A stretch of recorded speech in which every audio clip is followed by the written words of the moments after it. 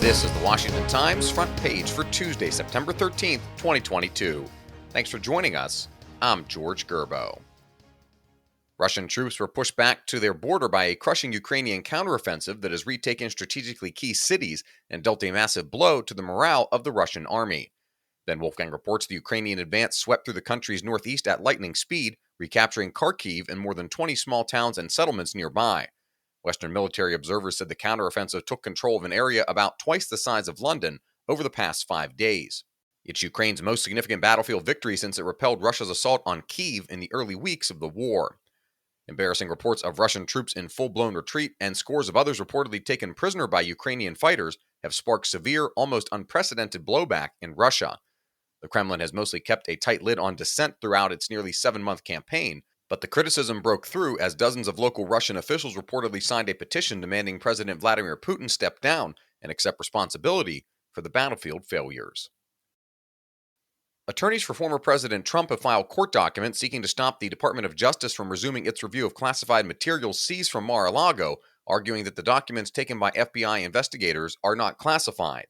The filing in a South Florida federal court, Jeff Murdoch reports, was in response to the DOJ's request to continue its review of the seized material to determine what was classified and to assess whether any mishandling compromised national security. It was one of 3 court filings by both sides, and in another, the Justice Department said it would also support one of Trump's special master nominees to review documents that were seized during the August 8th search. In Florida, Democrat Val Demings, once an underdog in the race for U.S. Senate, is closing in on incumbent Senator Marco Rubio, putting into play a seat that Republicans once considered relatively safe. Susan Ferricchio reports polls put Demings, who represents the state's 10th congressional district, within 3 percentage points of Rubio, who's running for a third term. While Demings saturates the Sunshine State's major media markets with advertisements promoting herself as a tough-on-crime lawmaker who served as Orlando's police chief, Rubio is struggling with favorability ratings while facing Democratic voters energized by the Supreme Court ruling that overturned Roe v. Wade.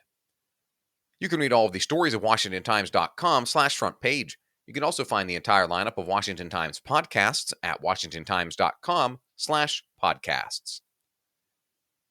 Visa has announced that it will begin to categorize sales at gun shops, joining MasterCard and American Express.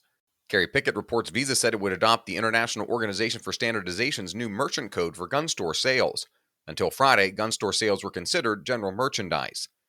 Gun control advocates say the category will better track suspicious sales that could lead to mass shootings. The National Rifle Association called the action a capitulation to gun control groups. And finally, Stephen Dinan looks at moves by the Biden administration to ask for increased funding to support efforts to handle immigration issues. The president asked for an infusion of cash earlier this month for the Emergency Food and Shelter Program at FEMA. He said the border situation has become too much to handle with current funding. He also sought an infusion for U.S. Immigration and Customs Enforcement so the deportation agency can help shuttle migrants around the country, as well as asking for $1.8 billion more for the Department of Health and Human Services to house illegal immigrant children.